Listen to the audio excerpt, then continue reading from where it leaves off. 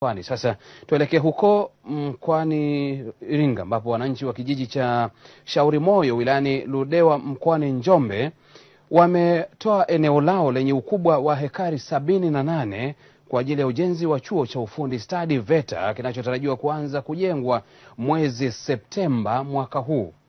Kaimu mkurugenzi wa VETA kanda ya Nyanda za Juu Kusini inayohusisha mikoa ya Njombe, Iringa na Ruvuma, Susan Magani, amesema chuo hicho kinatarajiwa kujengwa kwa ufadhili wa Benki ya Afrika ADB.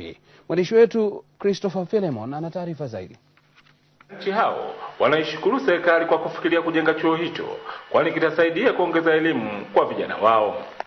Kwanza mimi naona sisi watu wa kusini huku kielimu tumechelewa sana.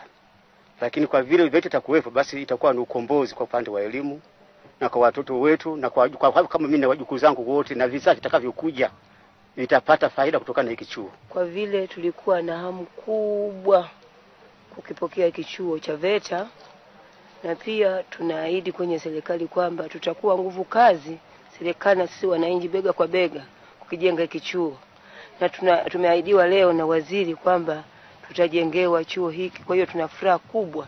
Mhandisi Stella Manyanya ni naibu waziri wa elimu, sayansi na teknolojia ambaye amelazimika kufika eneo hilo na kusema ujenzi wa chuo hicho utasaidia kuwakomboa wakazi wa mkoa wa Njombe. Mradi wa chuma cha Liganga, mradi wa makaa ya Mchuchuma ni miradi mikubwa sana. Kwa hiyo nyinyi yani hii maombi ya VETA kwa kweli ni kama mnatoa msukumo wa kuzidi kuambia serikali kwamba jambo mnalolifanya lina support kutoka kwa wananchi. Hapa chuo hiki kikijengwa hakitakuwa na manufaa kwa wananchi wa Ludewa peke yao, kitakuwa na manufaa kwa watu wengi sana. Kama mnavyofahamu kuna mipango mikubwa mingi.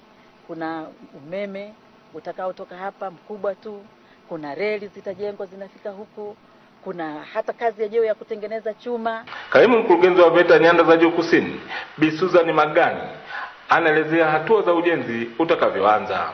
Jengo la administration na majengo ya madarasa. Mkandarasi mjenzi ameshapatikana na ameshapewa letter of award.